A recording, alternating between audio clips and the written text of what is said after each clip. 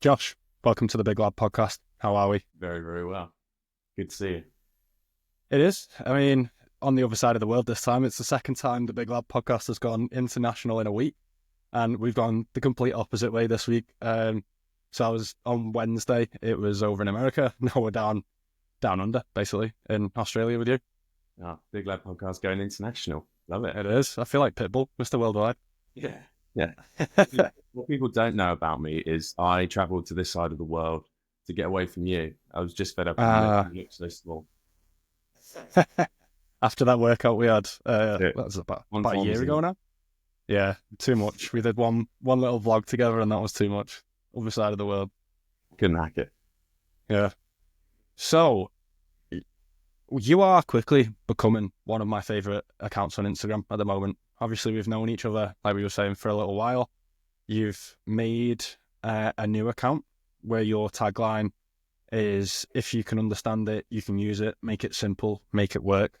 Where did this come from? Why did you make another account? And where did the tagline come from? Yeah, great question. I decided to make another account because I almost kind of got fed up of working for other people and not being able to explore health and fitness in the way that I wanted to. I love this kind of format of kind of discussing things with people, having a back and forth, and almost like consultation as well. So someone wants to come to me for questions in something that I'm reasonably well versed in, then great. I love that. I love being able to help people. Whereas in the jobs that I've been in and sort of underemployment, there are a lot of restrictions on what you can do with that. So I just wanted to start a platform where I could spread the information that I wanted to and kind of focus on the topics that I found interesting. And if other people find things interesting, they can message me and we can get in touch and communicate. But it just limits me less. And I wanted to get back out there on an online platform and get myself up and going privately, really. So how do you go about doing that then? Is it through like a sort of consultancy basis, or how do you get your clients, I guess? Yeah, I'm still trying to figure that out at the moment. This is first step. So first step was to get up and running online, make sure people can join the community, be part of the community, and then from there, see what people want the most, whether it is just consultancy and I can organize consultancy meetings as a physiologist, that sort of thing. And then if people want coaching advice and things like that, that could be a service that I can include as well. This is the sort of the baby steps, the early stages of setting everything up. I just want to see how it goes and build a bit of a platform first where people can reach out to me. Fair enough. And everything is all about, like your tagline suggests, if you can understand it, you can use it, make it simple, make it work. Where did that come from? Did you just pick that up, or? Just straight from here. No. Yeah. That was, I think I've seen so many people overcomplicate things over time. And I'll be perfectly honest with you. I think someone you might be familiar with, an account called Higher Up Wellness, Michael Smoke. If you haven't, I think I've heard of him. Yeah, if you haven't, get familiar with him. I think he's a really good role model for people. Blunt to the point in terms of health and fitness advice, pretty spot on, very evidence-based. But he has a nice tagline that every time I hear it, it's about sort of not overcomplicating things. And for me, it really hits home. And I think when people listen to that, they go, okay, well, this health and fitness advice stuff isn't too complex. It's what you make of it. So I kind of wanted to take that as a reductionist approach and just make something my own that people can listen to. So make it simple, make it work. I think that's about as simple as you can get that phrase. Yeah, every chance. You can get that on a t-shirt. Yeah, like you say, I think there's a lot of people out there just overcomplicating it. And obviously we both come from that sort of, not influencer background, but like the old gym influencers, they were called, where we'd post like gym content, and things just got silly with people's workouts, the exercise they were doing. And yeah, I've always kept a very simplistic approach to the gym in terms of exercise, in terms of reps, sets, the whole lot. Like I could probably for the rest of my life get by on maybe 10, 15 exercises probably max. And the basics get you like 95% of the way there anyway. Like the amount of overcomplication in the gym, and I think a lot of it is just for social media and likes and virality, and it's confusing a lot of beginners, I would say, because there's so many people now jumping in to the gym and all of a sudden they're doing a photo shoot prep, and I'm like, why do you need to go and get in front of a camera, a load of lights, with your kit off and some fake tan for some photos that a couple of your mates are gonna like on Instagram? Just It's about, yeah, it's you're there for health and fitness. You're there to maybe lose a bit of weight because you're overweight, or you're there to just be generally fitter and healthier. Why are you overcomplicating things like right at the beginning, making things so much harder for yourself? And especially, a lot of these coaches just don't have the experience to take people to low percentage body fats, especially women. There's so many out there that end up losing the menstrual cycle. And I'm just like, if your body can't physically birth a child, then surely it's not healthy. Like, your body is telling you something. Yeah, exactly. yeah. I think Exactly. going back to the original point there, I think people overcomplicate it. Yes, I think what we see is there's such a wide variety of exercises, and I think you hit the nail on the head when you said you use about 15 exercises throughout your entire routine. You have done for many years. You don't need it more complex than that. Yes, there's a time and a place for other exercises, whether you want to kind of improve on mobility and explore other ranges of motion that you can't get in some traditional exercises. But people get caught up in the logistics of it and trying to be clever with what they do. And especially when you've not got the experience there. And I see this a lot in people who are new to it, thinking, oh God, I don't know what exercises I need to do. I'm not sure how to do them, but I'll try this, that, and the other because I wasn't sure about this one. You end up just confusing things and you end up jumping around, not sticking to set exercises, and you slow your progress, if not put it to a halt, because you need that consistency for it to work properly. And if you're not picking consistent exercises over a long period of time, as you know, it just does not happen. You can't track the numbers, you can't see the progress. Firstly, it's demoralizing, but secondly, you're just not going to see as consistent progress as you would otherwise. Yeah, and there's so many people that are changing up programs within like 8 weeks, like 6 to 8 weeks, and they're like, oh, I need a program change because I'm getting bored. But the boring things are what work. If you do them long term, you will then start reaping the benefits. If you're constantly changing your program up, doing this, that, and the other, then yeah, there's no wonder the results aren't as good as you hope. Exactly. And I mean, at 6 to 8 weeks, you need a couple of exercise changes. You need a coach to be like, okay, let's mix things up a bit. Let's try something different. You don't need a whole program change. No. And I've been there as a sort of as a young coach, as someone new to the game. You think, oh, do you know what? I could try this. In fact, I want to work on mobility now. I want to work on more strength. I want to work on this, that. You do get excited and you do kind of jump to different ways of training. I think the important thing is, and I've found this as well, sometimes when you are coaching yourself, you have to be very, very strict with what you're doing. Once you make a plan, stick to it. Because I've jumped around. I've done 8 weeks of training and gone, yeah, that's enough. Let's do the next thing. It just doesn't work. You don't see the results. I've always been my own coach, to be fair. I've never had a PT. Yeah, me too. I'm thinking about it this year, to be honest. Just for a change up, just for a bit for someone else to deal with programming for you, sort of thing. Yeah, I want to get someone else's take on how I can improve my strength training and factor in the other bits that I want involved, like mobility and and things like that. I just want to see someone else's take, and then I can go, yeah, all right, that works for me. I'll just stick to the plan and hash it out for however long. I was watching Chris Bumstead the other day on YouTube, and he's apparently aiming, I think, for a High Rocks next year. He's bringing out some sort of like athlete plan or something. Like, they did a load of testing on him, and his vertical jump is actually ridiculous for the size of him. Oh, I've seen that. Have you seen? It's ridiculous. He literally just floats. He is a freak athlete. He's ridiculous. To get to his level anyway, of being, how was it, 6 times Mr. Olympia? Yes. I mean, he's incredible. I've got nothing but respect for the guy.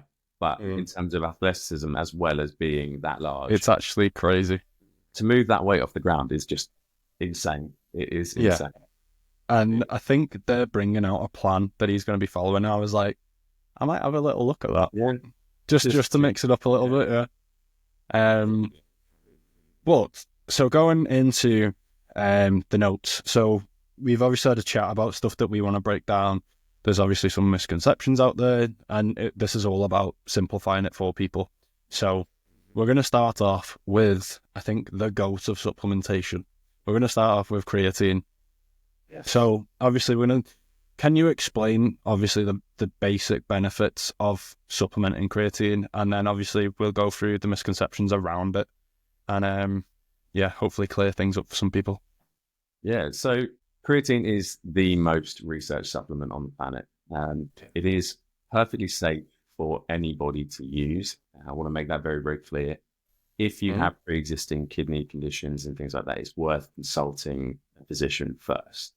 However, saying that, there have been no recorded side effects ever in any of these studies, as far as I'm aware. So what creatine is a natural compound in the body. It's used to replenish our body's main energy source, which is ATP. So ATP is the primary source. It's adenosine triphosphate. Our body, by breaking apart the adenosine and the phosphate molecules, releases energy. We use that energy for movement.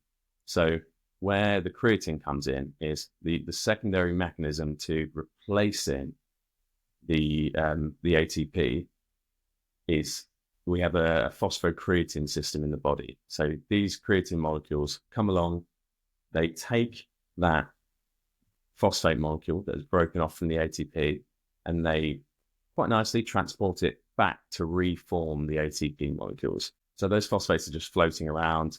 They get used for other things, but if you can get creatine in there to come along, swoop it up, take it back to the ATP molecule, then you can very quickly replenish those stores of ATP. We have a very limited store of phosphocreatine in the body, but if you can supplement it using creatine monohydrate, other forms, creatine monohydrate's the most studied, the most researched, the cheapest, then you can effectively give yourself more energy to use quicker. There are plenty of other benefits, but in terms of muscle building and in the gym, the main benefits you will feel is you'll be able to hit a few extra reps. You'll be able to sustain The difference is mad, isn't it? Yeah, it's one of those things. It's probably the biggest bang for your buck you'll get from a supplement. Yeah, it's so cheap for a supplement. It's brilliant, and because it's been around for so long, as with anything, as with something that's been on the market for a long time, it is very, very cheap to buy. It's not something that's going to break the bank. If it should be your go-to supplement if you want the extra edge. You don't need it in your diet, but I would recommend it to everybody. I tested it just in terms of seeing what difference I noticed. So I went off it for a couple of months. Still, weights were going up, but sometimes I was getting a bit tired towards the back end. I started supplementing creatine again, and genuinely my numbers went just like this, like straight up. Like some of the sessions I was doing, I was like, where is this come from? I was like, it must be the creatine. Like, it's not, obviously it's not magic or anything like that, but I definitely noticed the difference. Yeah, it's good stuff. I mean, I'm actually not using creatine at the moment. I've just bought a tub ready to use. Once I get back into my regular gym routine, long story short, I've been traveling for a while and have just settled. But I'm looking forward to seeing the benefits of it again. But there are not just benefits in terms of building muscle and energy related benefits. Creatine's also, there's a lot of research coming out in terms of how it benefits you neurologically as well. Yeah, I posted about this on Instagram the other day. Yeah, it's coming up all the time at the moment, but there are a lot of studies that are predicting how well it prevents against neurological degenerative diseases like Alzheimer's, dementia, all things that over time essentially cause sort of memory loss and struggles with cognition. Creatine helps. My understanding of it is creatine helps in terms of, one, it provides more source of energy for the body to use over a longer period of time. It also helps with the energy required for neurotransmitters in the brain to function. So if you provide it more of an energy source, it can function for longer and more more efficiently. Efficiently, yeah. Thank you. Perfect. Yeah. So it's, like I said, I recommend it to anyone, young, old, male, female, mermaid. I said that in one of my videos recently. Yeah, you don't know what you can say these days. No. But in terms of, obviously, there's a few misconceptions that people have, mainly because they've probably just seen it on a Instagram page or a magazine or something. So there's a few that I can think of off the top of my head. There's the balding that it apparently causes. Another one that I see, you've already covered the kidney stuff. Obviously the water weight, increased water weight. I think that's all I can think of off the top of my head in terms of misconceptions. Yeah. We'll start off with the basic one of water weight. As far as I'm aware, to my knowledge, yeah, you may increase a little bit of water weight, but it'll tend to just be a pound or 2 pounds at most, and then it'll flatten back off again. So the premise and so kind of the myth behind water weight is that creatine makes you look bloated. And it's the difference is, and debunking the myth straight away, is creatine isn't subcutaneous. It doesn't get stored under the skin. The water retention that comes from the creatine gets stored within the muscle cell. So even if you are lean, absolutely shredded, if you're on creatine, it's only going to make your muscle look fuller. It's not going to make you look bloated. The benefits to that as well is if your muscles are something like 87% water or something ridiculous. Yeah, it's around 80%, I think. But what that means is if you can hydrate those muscle cells and keep them functioning optimally, you've got better efficiency of the muscle, strong contractions. Everything comes down to you are optimizing the function of that tissue. And when you use creatine, it's just like a fast track way of allowing that storage of water within the cell that it needs desperately to work.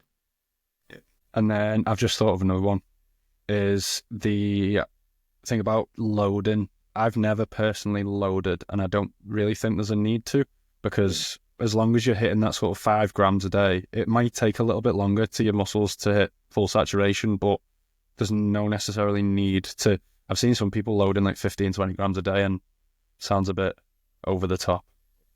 Yeah, I mean, again, hit the nail on the head there. I don't really even need to comment much on that because you've said it. The reason I would just suggest taking 3 to 6 grams a day consistently rather than that 20-gram loading phase is some people see gastrointestinal issues. You might get sort of stomach cramps, nausea, at high volumes of creatine.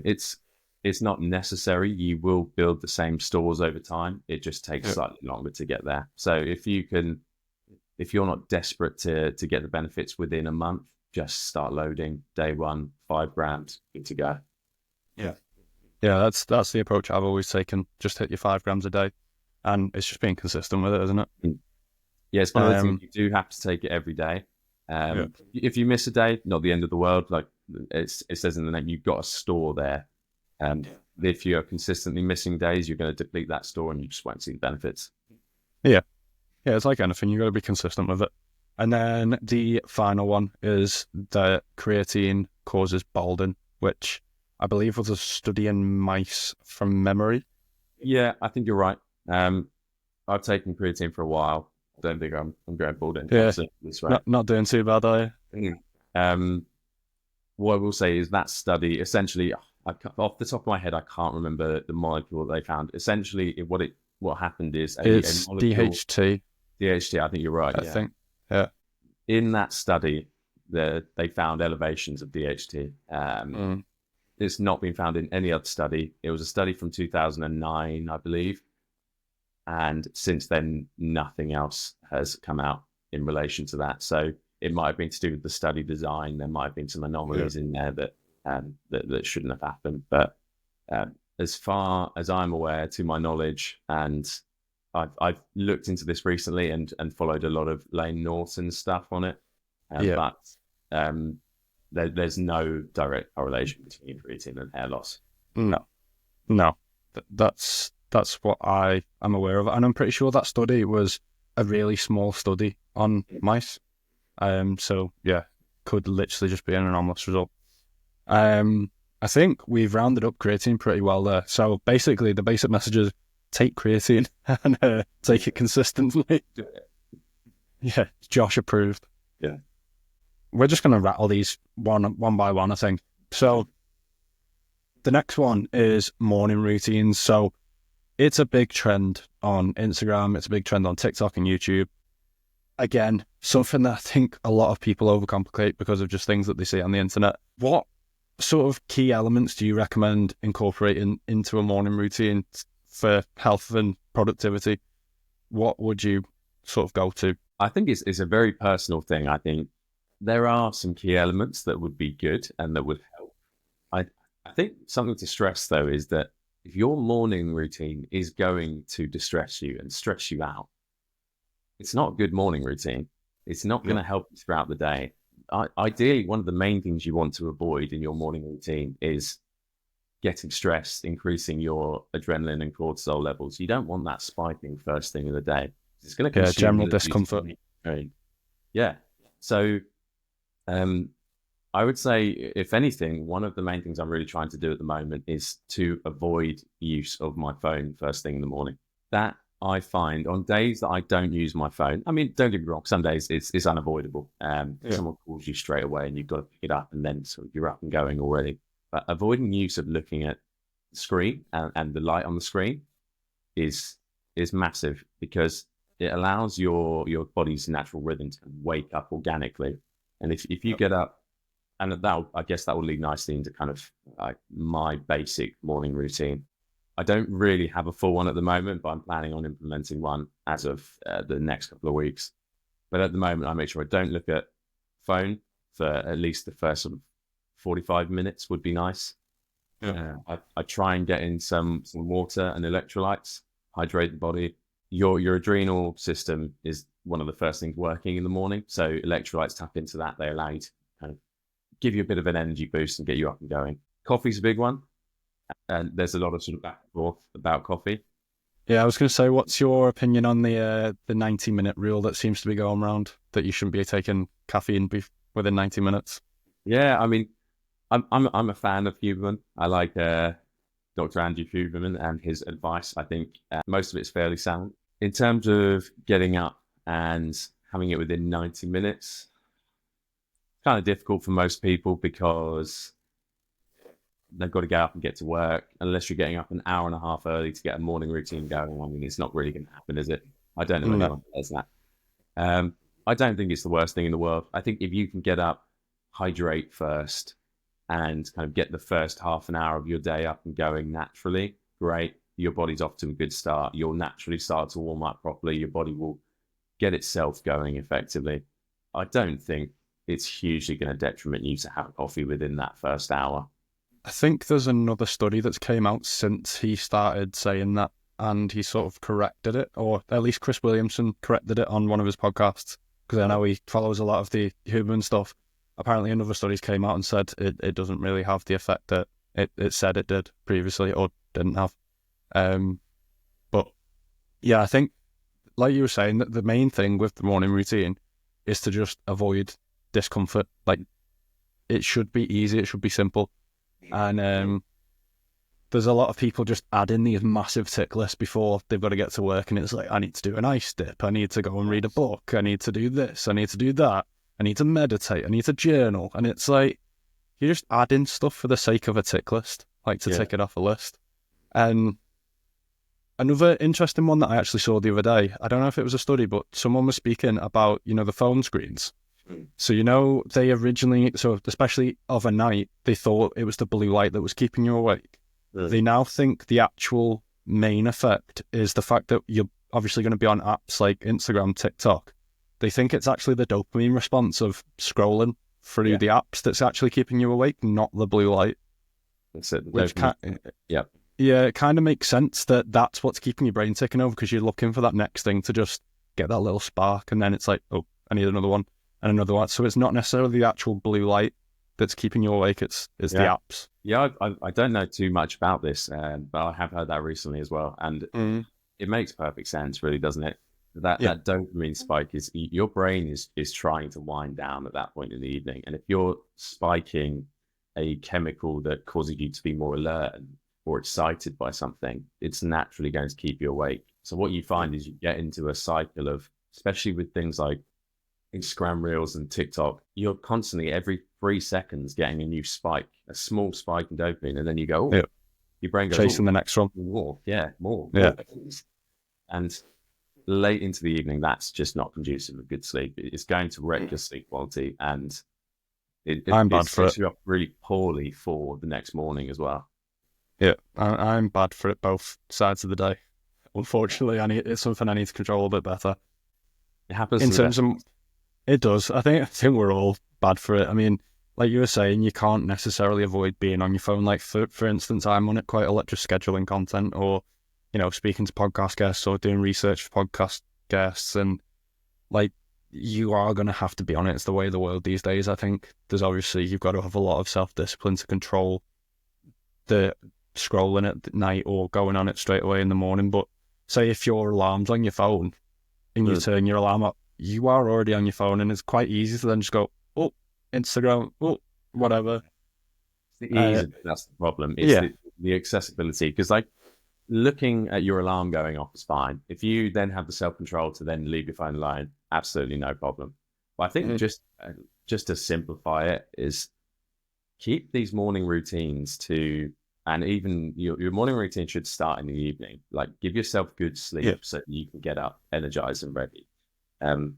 If you can give yourself half an hour before bed where you're not looking at a screen, if you really want to, you can do some deep breathing exercises, and like that really helps to calm your body down and put you into a good sleep. But you don't need all this stuff. You don't need to overcomplicate it. It's nice to do it and you can optimize with it. Fantastic. But it's not necessary. I think that's what people confuse is people think, oh, I've got to be doing these 19 different things before I get into bed and then 34 things in the morning before I get to work. And it's like, no, you don't. Do what suits you.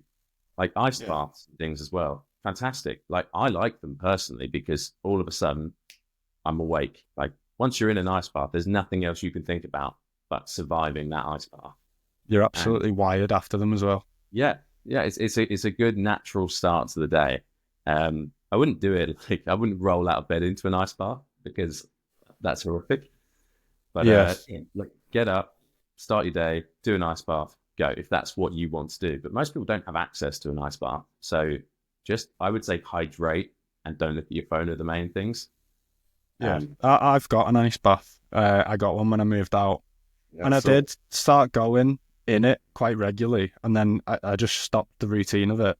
And the hardest thing for me, it doesn't bother me being in them. Like I'm not like, when people get in and they're like screaming or out of breath, I can just calmly get into one and take a few deep breaths and I'm fine. It's the just getting out of my warm bed, walking downstairs, walking out into the garden in my swimming trunk when it's like 2 degrees outside. That's the worst bit. I'm like, I'm nice and cozy in my bed here. Like I actually don't mind being in the ice bath. I haven't been in it. I can't remember the last time I was in it. I think I went in summer maybe last year after a football training session just to cool down because I was too hot.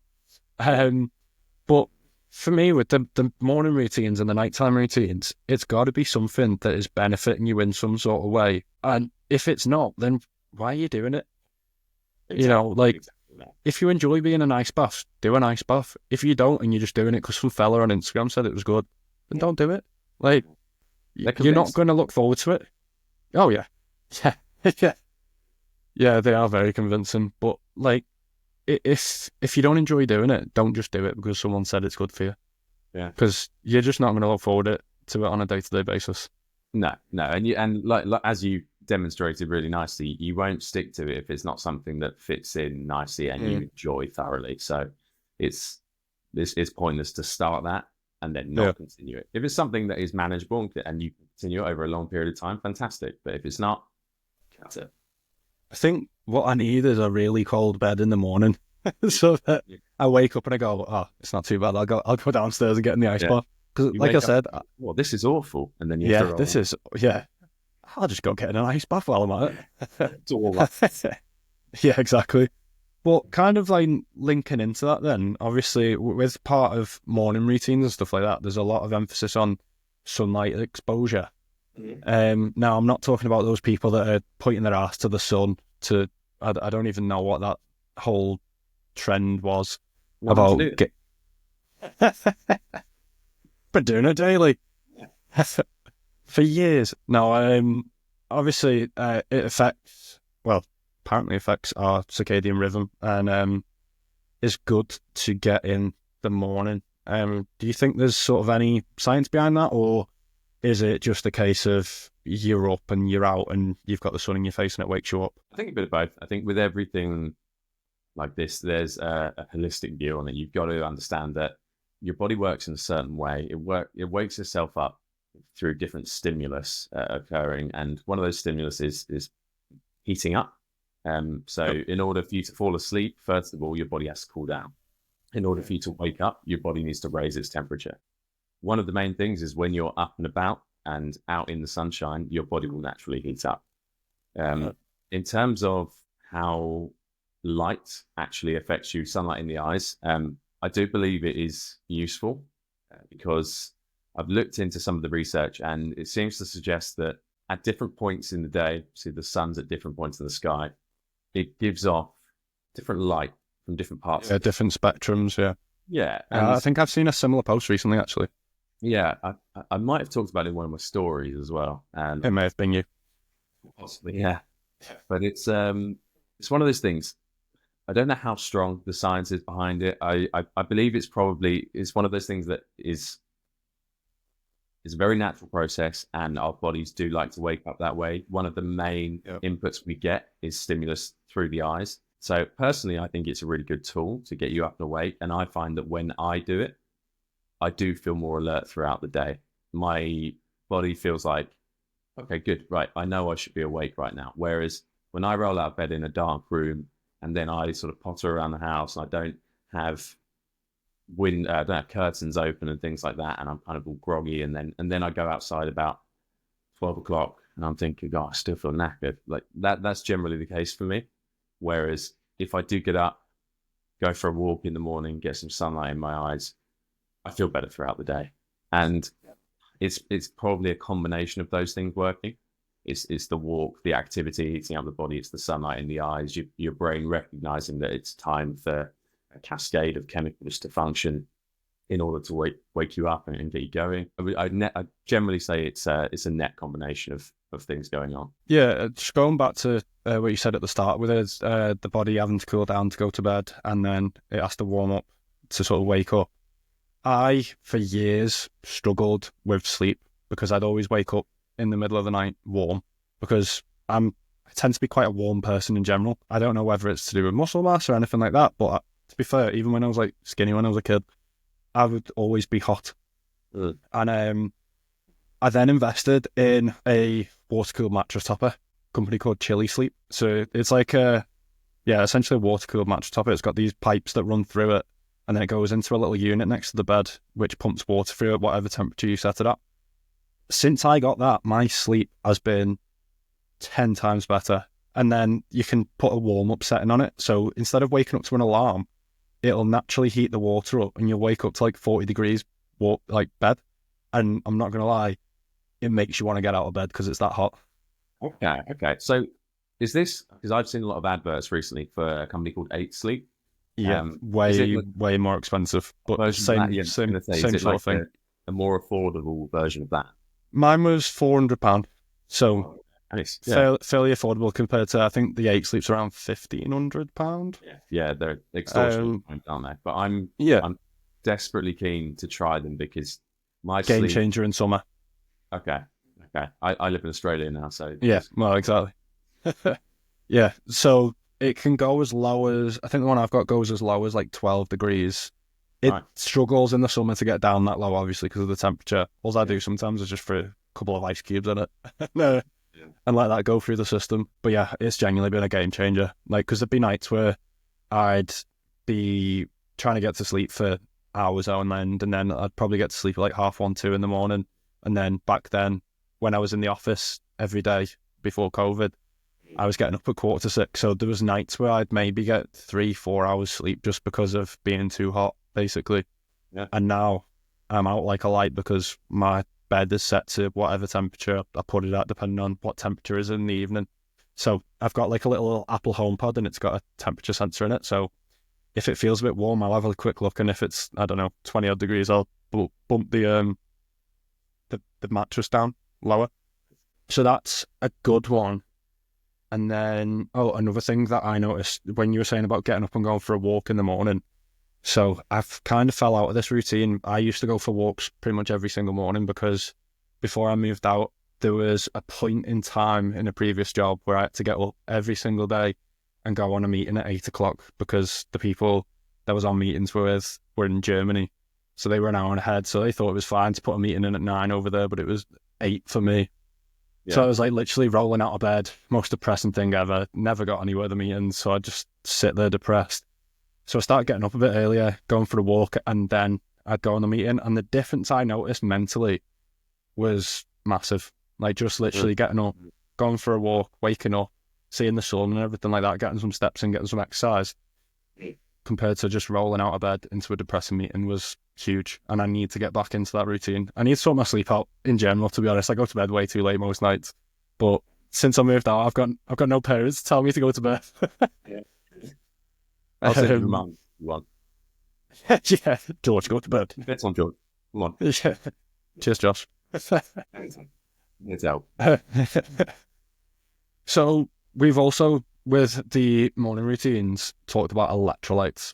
Now, I feel like there's so many companies out there these days that are selling electrolyte sachets, and quite a lot of them are cheap, relative, not useless, but the wrong mix of electrolytes. I think one of them was, there was a big thing about was Prime. I think they brought out like an electrolyte drink, and then they compared it to a actual, I can't remember the other brand, like a proper one. It was like Liquid IV maybe, or Element. They're the big ones over in America. They compared the electrolyte profile from them to Prime, and Prime were all about, we've got this much more like milligrams in than all of these, but then if you actually looked at the profile of it, most of it was just salt. Yeah. So I don't know if you know, obviously, which electrolytes we should be aiming for, like the right mix, or which ones would you say you need to look for in terms of performance? And I think it's a good question, because most people go, oh, electrolytes, cool, I'll just grab a sachet, stick it in my water, and then I'm good to go. Knowing what's in your electrolytes is quite important. Now I'm having a mind blank on which ones you need. I'm pretty sure. So the main ones are going to be your sodium, potassium, and magnesium. I think I want to say chloride as well. They are going to be sort of the main ones you're looking for in whatever you use, whether it's a tablet, a sachet. I think my main advice is just look and make sure there's not extra ingredients in there. Like if you're using flavored ones and things like that, you don't need like artificial sweeteners. You don't need sort of all the extra junk in there, like caking agents and things like that are going to essentially, they're just there for the product. If you can get a powder that is as pure an electrolyte mix as possible of those four, then great. That's going to keep you sort of where you need to be. Isn't it important to get some sugar in with the electrolytes for transport reasons? Absolutely, yeah. So that was my next point. I wanted to discuss that most of the electrolytes that you see on the market advertise themselves as going, no sugar, no added sugar. 0 calorie. Great, perfect, 0 calorie, which is all well and good. But as you just mentioned, you do need some form of carbohydrate to help with the intake of those four. So if you don't have that, don't get me wrong, you're probably still getting some benefit from it, but it's going to be a lot better if you can have some carbohydrate with it. Well, the chances are if you're having electrolytes in the morning, you're going to be having breakfast anyway. So there's probably going to be some sort of carb source from what you're eating. Yeah, and if not, it'll come in at some point during the day. Yeah, I don't know if these have any carbohydrates in them. These are store-bought. That's it. Yeah, I've got... so my protein brought out a high rocks range, which was, from what my research that I did, was better than the standard sachets that they did. And they do one which is just purely electrolytes, and then they do one called Electro Fuel, which has got a carb source in as well. Yeah. So if in the morning, I'll just have the electrolytes, and then obviously I have breakfast as well. So I've got my carb source there anyway. When I go for a gym session, I'll do 1 scoop of the electro fuel and 1 scoop of the electrolytes. So 1 serving of the electrolytes is 2 small scoops, but within the electro fuel, that's got 1 scoop worth. So I basically make it 2 scoops by adding a scoop of the other one. So I've got the full electrolytes with the carb source in, and I've noticed quite a bit of a difference, to be fair, when I've been training with that. And it's basically every time now. I don't go without it. Yeah, so I mean, like, it's the reason you notice the difference is because your muscles function based on electrochemical signals that are being sent, and without correct electrolyte balance, which is the important word there, the balance has to be right. If you overdo it, you can mess this up drastically. But I'll talk about that in a second. But if the balance is right, essentially, again, you optimize the function of that muscle. The contractility is going to be more efficient. You'll feel the energy. You'll feel essentially like you're functioning better. It's not going to be like you're sort of running around on some artificial substance. It's not like an energy drink that is going to give you a massive buzz, but you feel more efficient. Yeah, but a lot of people take the energy drinks and it's just caffeine. It's a fake energy. It makes you feel more alert. Yeah, there's a little bit of science, I think, behind it'll make you push harder than you potentially would have without having it. But in terms of actual performance, it's not even remotely similar to electrolytes.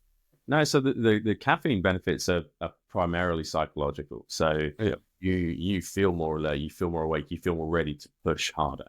Whereas the electrolyte benefits will be more physiological. So yeah, pushing through the evening, keeping them up late. Yeah, if it's just gone past 10 o'clock here. Yeah. I'm sorry. No, it's fine. Like I say, I have a sleep problem. I won't be asleep until midnight. Yeah, I'm not sleeping tonight. But the electrolytes actually allow your physical muscle to function better.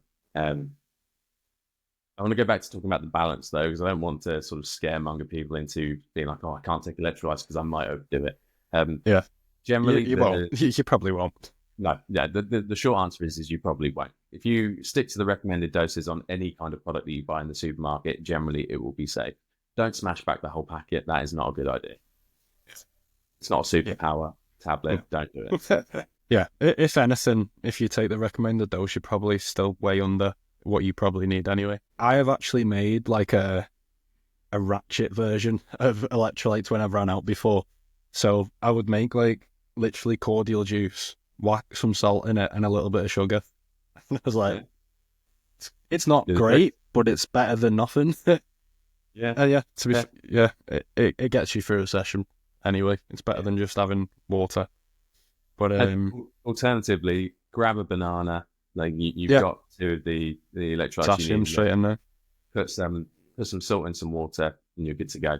You've got your carbohydrate, you've got your magnesium, potassium, and then you've got your sodium in the water. Fantastic, good to go. Exactly. Make it simple. Make it work. No, stop it. Be a model. So then, I guess electrolytes move us into simplifying just general health practices. So obviously in a world full of complex health advice, how can people simplify their approach to sort of fitness and nutrition? What do they need to be looking for? What are the basics that we've already touched on? Staying on a plan for long enough, not changing exercise up too much. I think that's pretty simple. And then obviously if you are struggling in terms of exercise form, there's plenty of stuff on the internet. Some of it, not going to lie, is awful at the same time. So be careful. Go for the right people, which again can be difficult to find at times. PTs aren't great all the time either, just due to the ease of getting the qualification. There's a lot of people that I see lately that have been in the gym for maybe a year or so with a PT, and then they think, oh, I could do this. They go and get a PT qualification in 6 weeks, and all of a sudden they're on a gym floor teaching people the wrong form for a deadlift. Oh, mate, it is horrendous. Like, I remember when I was doing my PT qualifications, I was like, this is like GCSE PE at best, like at best. And then even some of the stuff they were recommending, I was like, really? I know it's a shame because there are some outstanding PTs. Like I know a couple here, especially who, I mean, I would trust them with my programming. I would recommend them to anyone, and they have a sort of a basic PT qualification, but they've educated themselves in terms of other qualifications and some further research into it. And you hear them talk, and you go, you know what you're talking about. To answer your question, first of all, you can follow JP on Health for any simple health advice. It is a good start. Like I say, it's one of my favorite accounts. Oh, I appreciate that a lot. I really do. But also, again, George's account as well, GW Fit and Big Lab Podcast, offering sort of bite-sized information. This sort of stuff is good because it chunks it down into manageable chunks of information that are digestible and don't overwhelm you. But in terms of how to keep it nice and simple, I would say if you can, use resources. So like use someone as a coach. If you've got the means to do so, if you can afford it or you can pull in a favor from someone who's a good coach, having a good coach is vital because then it takes your thinking out of the equation. You don't need to worry about it. Essentially, you turn up, you do the program they give you, simple. In terms of finding a good coach, like you said, sometimes it's a bit of a minefield out there. You don't always find someone that is brilliant. Do your research. Don't just go for the first person you see. Look. Don't look on social media either for someone you think, oh, they've got 200,000 followers, they're great. That is the biggest red flag. Yeah, exactly. Like they've got lots of followers because they are good at marketing. Okay, they're good at selling themselves. You want to look for someone who has the qualifications and the credentials. So if someone's got a long list of qualifications that are reputable, they're probably going to put in the work, put in the time, and put in the study to know what they're talking about. If they don't, and they've got one primary qualification, it doesn't mean they're going to be bad, but it just increases the likelihood that they don't have the experience you need. Yeah, definitely. And I think just going back to the people with 200,000 followers, quite often it won't be them that's even coaching you anyway. They'll have a team in the background that you're dealing with who may actually be really good PTs. I don't know, but quite often it's just a bunch of random PTs that they've employed to deal with everything in the backlog. And then they're sort of, like you say, the market in front. But yeah, definitely do your research. Even check through their Instagram. I know we said don't look at their Instagram, but check through what they're posting. If it's just quick 12-week transformations, for me, that's a big red flag because they're just dumping your calories down. You're going to feel crap. And then they're going to post you to then get the next lot of people. It's the same with the photo shoots. The photo shoots for me, they're just paid marketing by you for your PT. Because they're going to put you on low calories so that you definitely get down into shape. You're going to stand there, get some professional photos done, and then your PT is going to post them on their story to get the next lot of people in. And then you're most of the time forgotten about because I see some of them in a couple of weeks later and they're back in the shape they were 12 weeks before. I'm like, and then the worst thing is mentally they get into this cycle. They go, oh, I'm a bit overweight. I'll have to do another photo shoot. And I'm like, that's your issue in the first place, that you're not doing it sustainably. Yeah. I'm like, it's just a constant cycle. Oh, I need to do a photo shoot. You don't. You need to sort the basics out from the outset. Do it sustainably. Do it slower. Take your time with it. Learn. Stay on enough calories that you feel good about yourself and that you have balance, that you can still go out on the weekend with your mates and maybe have a couple of pints. Like, there's nothing wrong with that. It's life. It's balance. You're not getting paid to stand in front of that photo shoot. You're paying to do it. Yeah, completely. Think of what's happening. Like, it's not for you. It's for your PT to get the next lot of people in on the next photo shoot prep. Yeah. I think if you consistently need a sort of a time period or a goal like that photo shoot to stay generally healthy, you've got to reconsider your approach to it. Like, health is a long-term game. It's not short-term. I look great, post photos, rebound. Oh no, I need to do it again. Like you said, that's an unhealthy approach. It's not going to leave you happy. It's not going to leave you healthy long-term. I think the best thing you can do is really think about why we train, why we do this exercise. It is to make us more resilient. It is to strengthen us. It is to stop us from dying, is the ultimate reason that we train. If you take a real reductionist approach, it makes us stronger, it makes us harder to kill. Yeah. That's Yeah. it. And especially in like older age, one of like the leading causes of injury are falls, trips and falls. Exactly. If you've got strong legs, there's data behind it that the stronger your legs are, the more likely you are to live longer, just because of you're less likely to fall over. Yeah. And there are multiple factors in that that contribute, but even just having the muscle mass puts you in such good stead metabolically. So you'll be metabolically, you'll be younger. Your body's healthier. It can deal with any of the stressors a lot better. So the thigh thickness is a massive one for longevity. It's huge. I think just going back to the original question very briefly, I think to keep it simple, you have to maybe put slightly more effort in terms of doing your research. Find someone or something that is going to make these things simplified for you. And if you can plan something out, if you can make sure that you've got an idea of how it's going to work long term and put the initial effort in before, it's going to make a world of difference, and it's just going to make it easier for you to stick to. Yeah.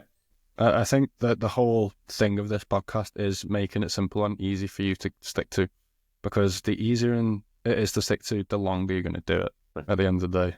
As soon as you start making it complex, the probability of you actually following through with it long term, it's just dropping everything that you add into it. If you can't understand it, you can't make it work. There's no point in going in blind, just thinking, okay, well, I've overcomplicated it. Do you know what? I don't know what I'm doing here. I'm going to leave it. That's what most people do, and it's effective. Yeah, I feel like people read into headlines far too much. They'll see a headline and they think, this is it, instead of actually then reading into the actual article or reading into some research behind it. They just see this viral headline and they go, right, that's it. Creatine makes you bald. Not taking it. People like the easy route. Unfortunately, the easy route is never the way. The consistent, long-winded route is the only hack that you need. Take time, do something regularly, and you will get to where you need to go. Do the boring stuff well, and you're 95% of there. Then obviously linking in with that side of things with health, and that you've obviously worked in the clinical side of things as a health practitioner. Is that right? Your title? Yeah, broad term, I would say that kind of describes me. Yeah, I've worked in sort of multiple different applications. Yeah. So, what sort of common health challenges have you observed with people, and sort of how do you address them? What are the common things that people come up to? Yeah, I mean, just to give you a bit of background, I've worked as a respiratory physiologist, so I see a lot of respiratory or breathing-based issues.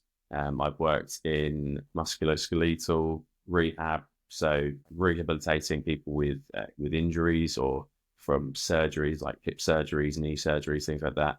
I've also worked as an exercise physiologist as well, so sort of understanding long-term injury, things like that. The main things I see, I don't think are kind of injury related. They're not the things that worry me. It's just poor health in terms of the markers that come with that.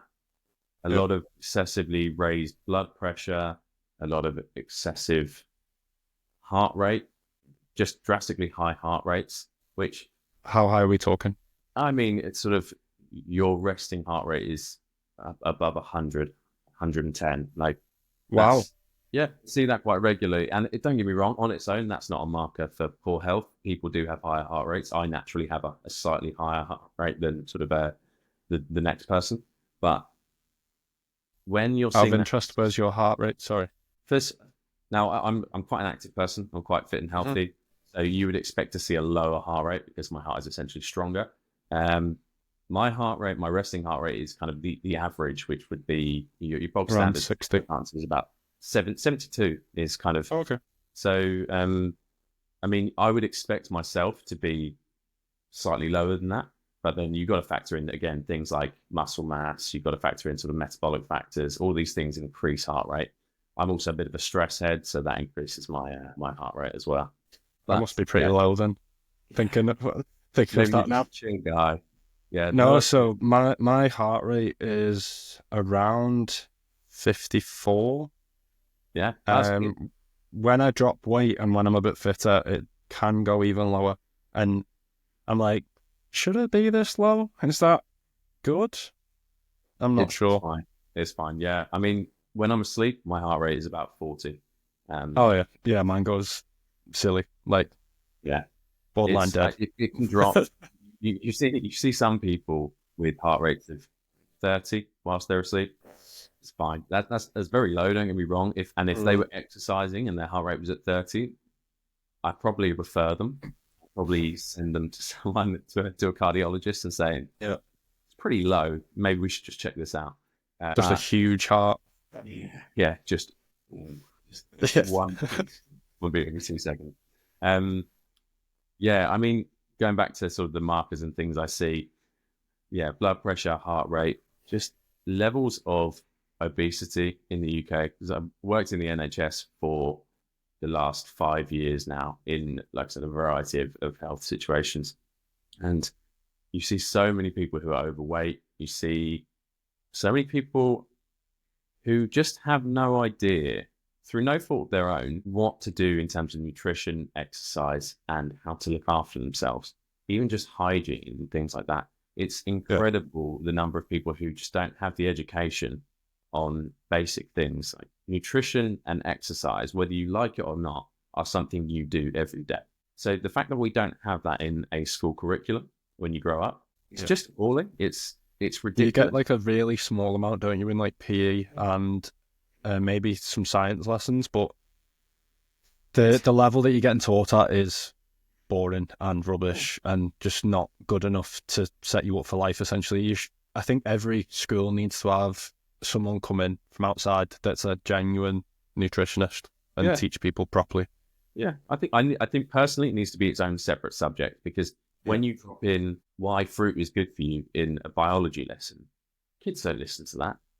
Like you've just been talking about bears and dolphins for the last half an hour and what happens in the biological world and cells and what's going on. Like an apple is a basic thing that you see every day. Like you might not see it every day, but you don't listen to that sort of stuff. So when you break that apart and you go, right, this is why this is good for you. It's going to help you to be strong and just make it exciting for kids. It's not hard to do. No, it's definitely something that needs improving on. And like you say, like the level of obesity, especially in the UK, like I went down to my nan's in Devon last year in the summer, went for a little stroll down the beach, and you just have to have a look down our beach in the UK, and majority of people there are at least overweight, and Yeah. they're stood there with an ice cream in their hand, which is obviously fine, you're on a beach, but you know what I mean? Like they're stood there with fish and chips. Like there's no surprise they are the way they are at the end of the day. Like there's no knowledge, and just the ease of getting fast food in this country as well. You've got obviously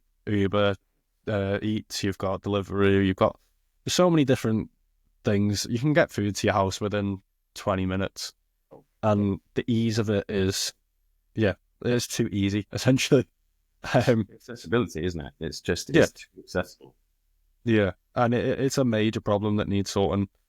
But I genuinely don't know because of how far it's come. I don't know how then you flip it the other way. But yeah, there's something that needs to be done, and I think another thing is the whole movement of sort of embracing your body and all that. I think I get it. There's positives and negatives. I think overall it's a negative because if someone is overweight and they're not that bothered about changing it, and then someone's saying, "Oh, you're beautiful just the way you are," you're not going to be inclined to change.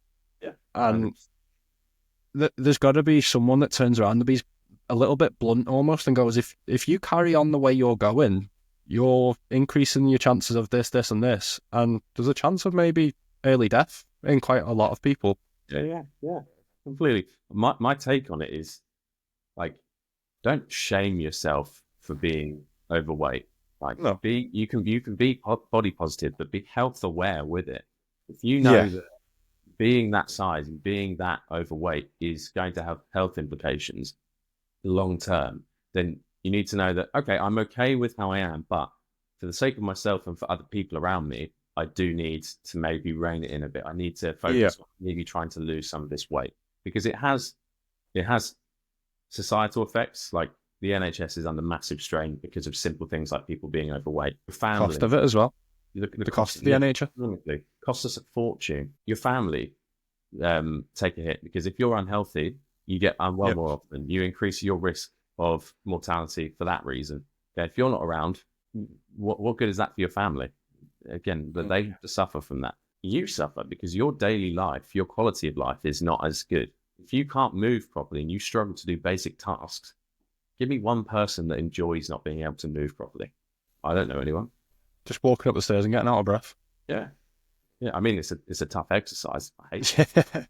Happens to the best of us. Yeah. But the thing I find baffling is, those people like My £600 Life, and they're literally bedbound and they have to get craned out of the house to go to hospital. Yeah. How do you get to that level? Like, obviously I'm not in that mindset.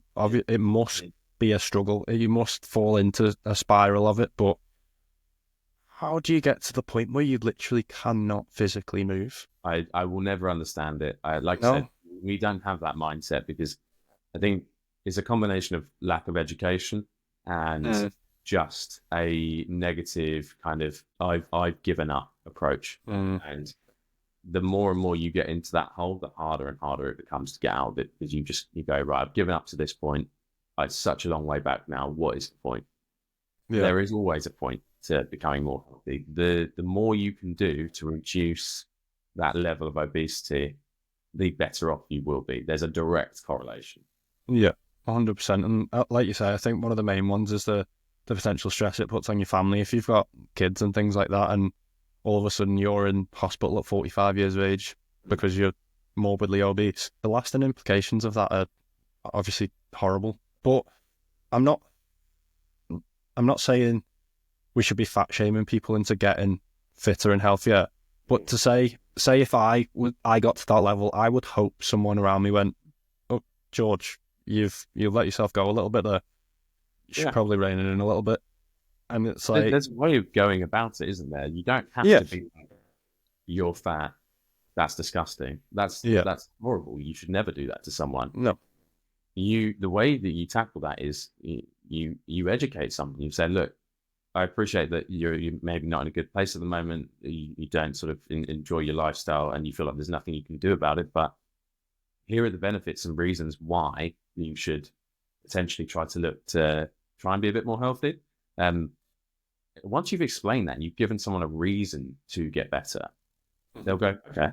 And if you give someone hope as well, you say, look, it's nice and easy. Let's just add in a few extra steps a day. Maybe let's start going for a walk once a day or something like that. Couple of snacks. You don't start off by going, right, you're going on a keto diet, you're not allowed to eat this. Like, you don't go ridiculous with it. You literally take out there's one step at a time, one small thing at a time. If you can, first of all, up someone's steps a little bit, extra 100 steps a day, or an extra 10 steps a day for the next week, you've increased their step count by 70. All right, that's the first step. And then you just build it from there. Like anything, it is just progressively increasing over time. It's like that book, Atomic Habits, isn't it? It's all about stacking small habits. Once you've mastered one, you add the next one in. And it could be just a case of slowly increasing step count. It goes 10 steps every single day you increase by. And before you know it, you're doing 5,000 steps a day. And you've lost a couple of pounds. Yeah. And it's not about going from go on. If you say to someone, right, we need to get your step count from 300 steps a day to 10,000, they go, bloody hell, I can't do that. No way.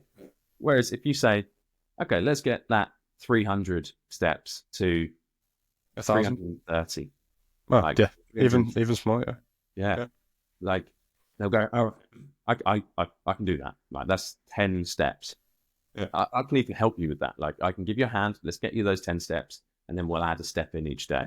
Over time, that compounds and you are building volume into their routine.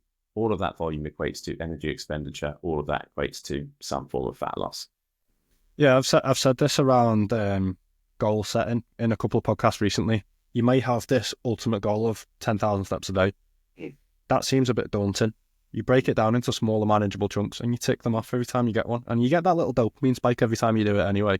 And it just helps you see the progress towards that ultimate goal. Yeah, take it step by step. It's not about going from like 6,000 calories a day down to 1,500 to lose weight. It's you go down from 6,000, you go. It sounds like a lot, but it's still a hell of a lot of food. You're not going to notice much of a difference. Yeah. And then you slowly just pull it back, and then you get to a point where you're losing weight, you're seeing progress, you're feeling better about yourself, you're moving more, you've got more energy, and it starts becoming a snowball effect, and it becomes a lot more easier. Yeah. Once you've got the ball rolling, you're on your way, really. You just have to keep it simple. That is the main. If you take one message from this, it's just simplify everything, because then it's so much easier. If it's not benefiting you, stop doing it. If it's benefiting you, keep doing it. Yeah. So obviously then that links in with things like strength and conditioning. So that could be another thing that you add in. What would you say some underrated strength and conditioning practices are that would benefit the average person? Obviously we've spoke about keeping it simple, keeping to a routine, keeping to something that you can do long term. I think one of the main things is making sure it's something that you enjoy doing. Like if you enjoy doing HIIT sessions, go do HIIT sessions. If you enjoy lifting weights, go lift weights. If you want to mix it up. Yeah. I think key principles from strength and conditioning, it's a little bit more scientific than personal training, because you have the added element of how do we progress through different phases. Through my experience of strength conditioning, you're working with people. First of all, the majority of the time you're working with people who have a goal. Strength conditioning as sort of principles is a bit more evidence-based and scientific than some personal training you see. It has more of a process to it. So I think we can take things like general principles into our programming ourselves, or our coaches programming. Is you're looking at phases of how do I get better in terms of, do I need more muscle mass first to perform the next phase? Yes. Okay.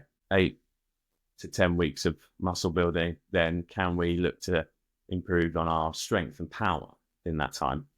Then can we look to maybe improve our dynamic ability in the next part of the program? So without going into the complexities of it too much, I think looking at your training as something that develops over time is probably the main takeaway from it. It's not always going to be the same thing over and over and over. Think of it as bite-sized chunks that are going to develop you in different regions and different aspects. I guess it's kind of like if you were to be doing Olympic lifting, you can break down a lot of those movements into smaller portions of the movements. And it's about, like you say, get those bite-sized chunks to build up to something. It doesn't have to be necessarily, I don't know, if you're going to be doing, a clean and jerk, you would start off with basics of just lifting the weight off the floor to begin with a deadlift maybe, and then move into those sort of further up the body positions essentially. Exactly that. Yeah, it's breaking. If you want more complex movements in your routine, like even just power clean or the clean, those things take time to learn. They are more strength and conditioning based movements. They are massively beneficial if you want them in. I use them in my routine, but they do require proper coaching. And I would highly recommend you not trying them without some form of supervision or coaching first, because they are complex. It's like I say about the deadlift. Deadlift is one of the, if you think about it, one of the most simplistic movements there is. It is lifting a weight off the floor. It is literally standing up. But it is such an easy movement to get wrong. Yeah. And the cons of doing it, the risk of injury is, it's not high, but the level of injury that you could sustain is very high. You could be slipping discs. You could essentially break your back if you do it wrong. Exactly. And the amount of beginners that I see going into a gym, you can tell the beginners just from the way they act around the gym. Yeah, we've all been there. But you don't need to do a deadlift just because you go to the gym, just because you see other people doing it. Please search for someone that can help you to deadlift properly and safely. Because I saw there's a big thing in my gym. It's a high rocks gym. They all take the tops off and get all sweaty and hug and high five after workouts. It's a bit weird. But then that's sort of moved in towards the people lifting weights now. Like I saw a lad doing leg day the other day with his top off, and I was like, the muscles you're working aren't even on show, mate, because you've got joggers on. Like, why are you taking your top off? But there was a bunch of like probably college, uni age lads, so sort of probably around 18 to 20, taking the tops off, doing deadlifts, trying to one up each other. Like we've all been there when we're younger. We're trying to one up our mates, who's the strongest. Deadlift is not the place to be doing that, because there is a point where your form's going to break down and your back is like this shape, and it just doesn't look good. Like I was on the bike, I saw it out the corner, and I was like, oh, no, like, you know, where you're wincing, you're just like, oh, it's going to happen. There, like, yeah, I kind of want to see it though. It's difficult, isn't it? 'Cause you're not sure when to step in. I think, just to sort of take it back to the start, in terms of deadlifting, yeah, I think don't shy away from it if it's something that you want to do, but get coaching or even someone in the gym. That's the key. The technique first. Yeah, that's the key. Do it with someone that knows how to do it. Don't just go and try and free ball it. And if you are going to do it on your own, at least record yourself from side on so you can see where your form breaks down. Yeah. And it's an exercise where it's probably the most obvious exercise where form breaks down quickly. So don't get me wrong, deadlifting is perfectly safe when done properly. It's just about managing proper loads. So if you've got too much on the bar for your experience with that deadlift, you're going to put yourself under excess stress that your body doesn't need. Dial it back a bit. It's perfectly safe. Yeah, I actually saw, it was horrible actually. I don't know how it's made it to Instagram. There was a girl in China who was, she was trying to squat 270 kilos. She didn't look strong enough to lift that sort of weight. It was a lot of weight that was on the bar. To get the weight off the rack to begin with, she had some sort of like stack that she was stood on, sort of tiptoed it up off the bar. The people next to her weren't strong enough to lift the weight back up if she struggled. She basically stepped back off this pad. It looked like she essentially broke her ankle. She fell. The weight fell straight on her neck and killed her. Killed her? Yeah. I don't know how it's on Instagram. It came up on like my Explore feed. One of the lads that I know sends me all these horrible, like weightlifting fails, and it came up after like one of them. And she literally, the bar falls straight on her neck, instantly dead. Yeah. So I mean, like, I'm not saying doing. Yeah, I'm not saying like go in the gym, you're gonna die if you do a squat, but do it safely. Do it with people. Start off cautiously is my advice. Just think, even if you think I can lift more than that, just start off at an easy weight. And if you think, okay, I can lift more than that, don't start jumping plates. Just go up like smaller additions. If you think, okay, it's close to probably where I feel like I'm struggling now, go up by 2.5. Like 2.5. Yeah, those micro plates are lifesavers. Yeah, I've used those all the time. I still use them now. If I feel like, okay, I'm near my upper limit, let's put on 1.25 on each side. And that's like, if that gets me an increase in my next lift and to my next progression point, fantastic. I've improved. Yeah, you can even use them on pin loaded machines as well. Some pin loaded machines are like 10 kilo increments or 7.5 or 5. Sometimes that's too much of a gap, especially for things like lateral raises. If you're going from like a 5 kilo to a 10 kilo, double the weight's a big jump. You are yeah, it's going to be very painful, and you're going to end up ragging your shoulder out. But yeah, I always said it back in the day when I first started my account, form over weight every single time, because like there's probably some people, like I've seen in the gym, people have like looked over at me expecting me to lift bigger weights than I do, and sometimes I'm not there to be lifting the heaviest weight that I can possibly do. It's about slowing it down and getting the most out of the lowest weight possible. It's not about having the biggest numbers. It's about lifting it properly and getting the most out of that lowest weight. Yeah. I take some enjoyment sometimes from seeing people see me pick up like a 2.5 kilo plate in each hand. And then I go and lay down on a bench and I'm doing some of my rotating cuff exercises. Yeah. And then looking at me like, is this guy serious? Like that's 2.5 kilos. Like you can lift way more than that. And that's not me being big-headed. Like you look at the size of these plates and they are just like dinner plates. You just think, what's he doing? But it all serves a purpose. It's you you use these weights for specific purposes because you know whether or not you can manage the load. I'm not going to pick up something that I know is going to be too much in terms of my goal outcome. Can I lift this for 8 reps without it causing me injury, or will it help me to achieve my goal in terms of strengthening? If I can't, no, put it down. It's way too much. Yeah, at the end of the day, we're not getting paid to lift weights. It's not our job. We're there to be fitter and healthier, and by lifting weights that are too heavy and risking injury, you're just at a detriment to yourself. You just leave your ego at the door and go and do it properly. Yeah. And you like, longevity is the key to the gym. Don't get me wrong, I've had my fair share of little niggles from the gym and injuries. Never really anything major, but yeah, sometimes things happen when you are pushing a little bit and, you know, things can go wrong. But if you try and limit that as much as possible and think of longevity, you've got your body for the rest of your life. Look after it. Yeah, you've only got one of them. Yeah. Yeah, until you start becoming bionic and getting new knees and...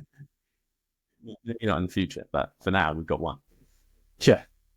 So outside of the strength and conditioning side of things then, how do you advise people on balancing a healthy lifestyle with other aspects of their life, such as, you know, family and career? Because it can, like, the more we add to things and things get in the way, the things that you don't enjoy as much can sort of go to the wayside. And I think going to the gym and stuff like that is one of them. Obviously, we prioritize family and career over maybe our own health at times. I think it's a really, really good question, because I think it will come up time and time again. There's no right answer for it, but my approach to it is you will never be completely balanced. Think of your balance with your health, family, and socializing. Think of that as a set of scales. It is going to be tipped one way or the other. If you can aim to equalize that as much as possible and know that some days you might be 60% or 70% family and 40% or 30% health, and then other days you might be 70% health and 30% family. Like, it's going to come in ebbs and flows. You just take it as it comes. And if overall, over the course of years, you're looking at kind of relatively even, good job. Yeah, I heard this actually on a podcast the other day. It's not about being balanced every single day. There's going to be times where your career is going to massively take over. There's going to be times where your families take over. There's going to be times where your gym and other things that you like to do will take over and be the priority. But if you look at it maybe on a weekly basis or a monthly basis and it's kind of balanced out, I think you're in a good place. Like this week, for instance, I've not been 100%. I've only been in the office once. I was going to go in on Thursday. Didn't feel great Wednesday night. And I just thought, you know what? I'm not going to burn myself out by getting up earlier and driving to the office. I'm going to stay home. I'm still a little bit nasally now, even. I've not been to the gym once this week. I've not been to the gym once this week. I've just thought, there's no point in me pushing or going in and having a half-hour session. Yeah, sometimes doing something is better than nothing. Yeah. But I'm not going to go in there and potentially make myself more, I guess, in the red zone, as it's coined, especially in football these days, when you are sort of run down. I'm not going to make myself even more run down by going and pushing myself through a workout for the sake of it. Like, I'm not there for physique. I'm the, like, goals. I'm there just because it clears my head more than anything. Yeah. And no, I mean, you're doing the right thing. Rest and recovery is important. Mild activity to help get over an illness is the best thing for you. It's not even necessarily an illness. I'm just bunged up and it's really annoying me. Go for a walk. A bit late now, isn't it? yeah, maybe not. But yeah, I mean, net balance is good. You're going to have periods of maybe even months of the year where you are bogged down with work, having to spend extra hours at the office, having to put extra hours into a project. Those 2 months, those 3 months, like, you are not going to have a good work-life balance. Long as the following months you can take some recovery time, you can spend more time focusing on you. Perfect. Like that's going to be your net balance. I mean, ideally, in an ideal world, we keep it as close as possible, but we don't live in an ideal world. We live in reality, and that just doesn't happen. Yeah, it's important to just bear that in mind. Kind of like what I was saying before, though, as well. Like, sometimes something is better than nothing. So, say if you couldn't go and get to the gym and get a workout in, but you can go for a walk quickly in between whatever you're doing, It's better than nothing. You're being active. You're doing something. I think Yeah. that's the main point. People put too much pressure on. I need to go to the gym 4 times a week. I need to do this, this, and this. Just sometimes getting to the gym twice a week and going for a couple of walks is more than good enough. You're not going to lose your progress overnight. And like, that's why I'm not fussed. Like, I've been going to the gym now for 13 and a half years. I'm not like, oh, all my gains are going to disappear in a week. Like, I don't care. Like, I'll just pick it up on Monday. You do look tiny. Yeah. No, that's it. The little lad podcast. Yeah. It's no, it's like you said, your gains are not going to disappear in a week. That's not how the body works. The body adapts over long periods of time. So give yourself the time to rest and recover. It's not worth pushing. The recovery is sometimes more important than training.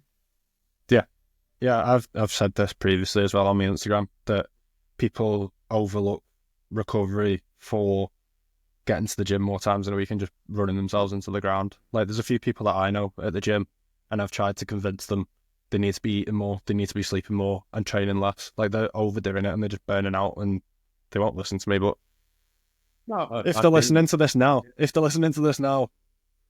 do it. Josh says do it. Yeah. Yeah, It's come from the podcast. You've been called out anonymously. But if the shoe fits, I think that the insight we have is we've both done these things. We've both overtrained. Yes. We've under recovered. We've both made the mistakes that have got us here. And like you said, 13 years or so of training. You work these things out through trial and error. You get them wrong. Like, you feel absolutely crap after a session and you wonder why. And then over time you think, okay, well, how about this time I just take an extra half day of rest? And then all of a sudden, oh, okay, I feel better. It's just experience. That's all it is. It's to be honest, it's one of the best things about the gym that I go to now. It's a pro and a con in the same way, because it's like a privately run gym. Throughout the week, it shuts at 9 o'clock. On a Friday, it shuts at 8. I think on a Saturday, it shuts at 8. And then like on a Sunday, it's like 5 o'clock or something. So that stops me from going for the late night sessions. So back in the day, when I was going the likes of JD's and Pure gyms, which are 24-hour gyms, there's no excuse not to go and get your session in a way. And there'd be times where I'd go there at like 9, 10 o'clock at night to go get a session in, and I'd just end up ruining my sleep for the next day because I'm getting home still all pumped up from going to the gym, and then I'm trying to get my head down. Yeah. Whereas now, the latest I'm going to be working out is 9 o'clock, like finishing my workout up. So in a way, that's helped me, because it gets to a point, say if it gets to like 8 o'clock, I'll just sort of go, I'll just push my workout back till tomorrow. I'll still get all the workouts in during the week, but if it gets to 8 o'clock, I'm not driving down to the gym, even though it's only 10 minutes away. I'm not going there to then rush a session quickly. I like to warm up properly. I like to get my session done. And it's giving yourself time to do that, isn't it? It's managing your time well, so you can go, okay, today's got a bit late, but I've got nothing on tomorrow, or I've got this time period tomorrow that I can do it. Yeah. I'll be fine. An extra day is not going to hurt me. Yeah, like I only have 4 weighted sessions a week. So my current split's 2 leg sessions, which are both knee rehab workouts. As long as I get one of them in, I'm happy. I do back and shoulders and then chest and shoulder isolations.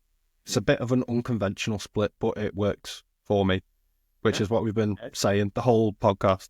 And then on a weekend, I get cardio in. I do cardio throughout the week as well, but I do every Sunday is my recovery row.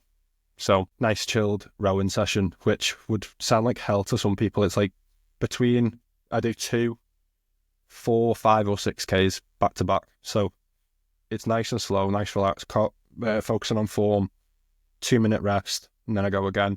But I'm a bit sad I make a game out of it. So like I'll have a target, like 500 meter split that I'll go for, and I usually get it nailed on. I try and get the actual total time bang on. I'm that sad. And I get within 0.1, 0.2 seconds over the course of like 5K. Yeah. Which is good, but annoying. Yeah, no, it is. It's really annoying. You're not playing the game. Yeah. But so then I guess we'll just round this up by finish on you. What drives your passion for health and fitness? Like, how do you stay motivated in your personal journey? Yeah, I think this is, again, I love this question because you'll get a different answer from every single person you speak to. I'd like to just add in that I am not a motivated person when it comes to going to the gym. I run purely on discipline now. And I've had times where I've been motivated to go to the gym. We've all watched the motivational speeches, the videos on YouTube that get us going. I Be love those pumped. compilations though. Yeah, yeah. So And good. like they did it for me at the start of university. Like that they got me training hard, they got me training heavy. They're great. But on a daily basis, I know the benefits, and I know that if I get up and do my workout, I've done my bit for what tomorrow's Josh would want from me today. Um, but for Love me, that. like the driving factors are I'm educated in health. Like I know what this is going to do for me long term. I don't want to get to the age of 70, 80 and be stuck in a chair because I can't stand up. Like for me, yes, I want to be physically able now. Like I like being strong. I like being mobile. I like being fast, athletic. I love all of those things. And now they suit me. So they are the driving factors now. But my driving factors develop over time. It used to be purely bodybuilding, as you know. And then over time, I kind of thought, my hips are a bit stiff here. How do I progress that? And then so I added in mobility training.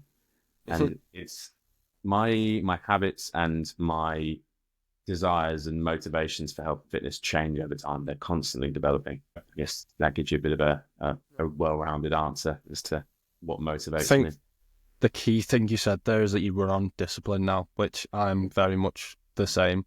It's knowing the benefit of what that workout's going to give me. It's going to clear my head after a day of work. I don't have to think about anything.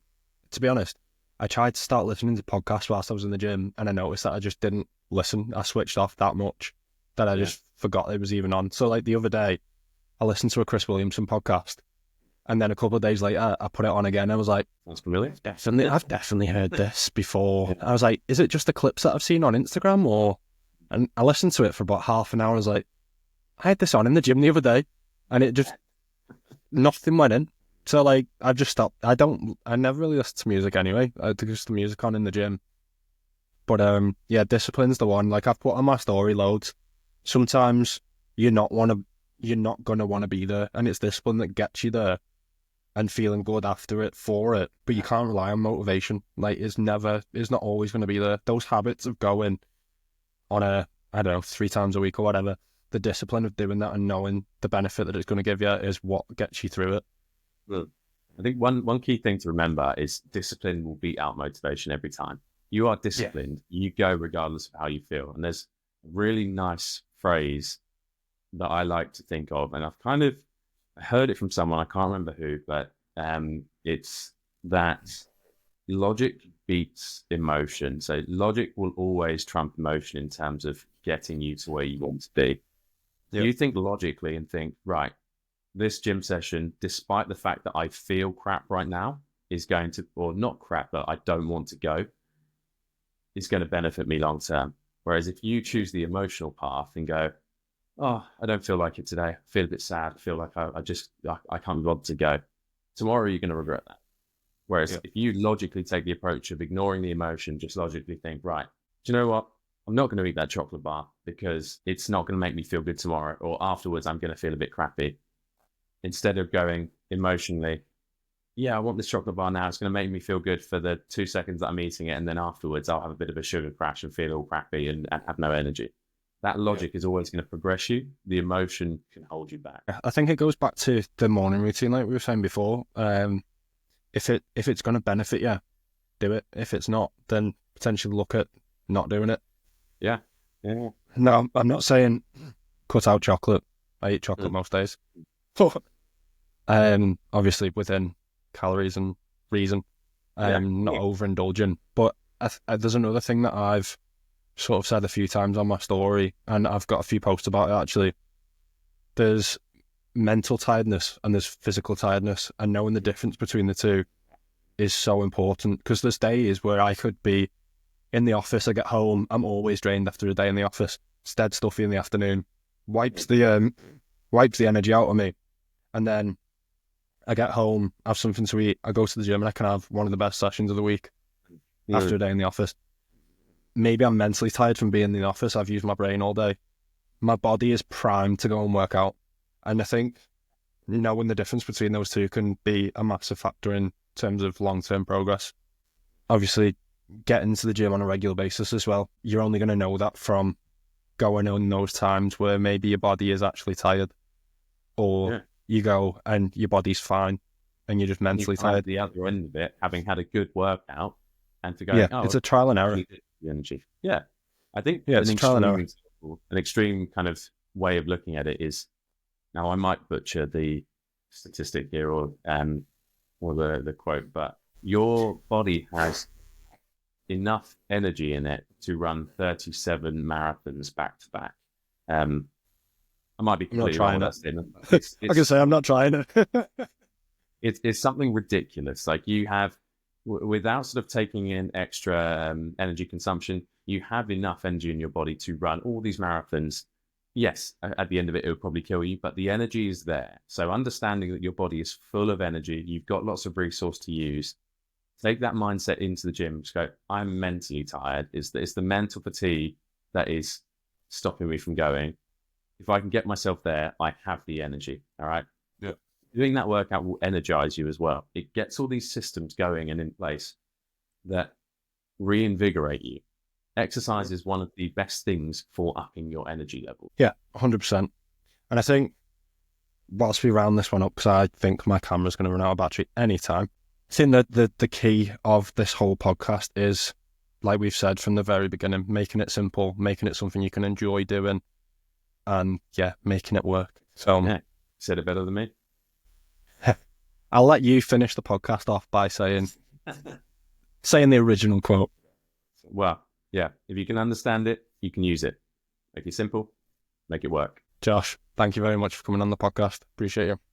It's been an absolute pleasure. I've really enjoyed catching up. Hopefully we can do it again soon. Yes, we definitely need to catch up soon. But if you've got this far in the podcast, please drop it a like. If you're new, subscribe, and I will see you in the next one. Peace out.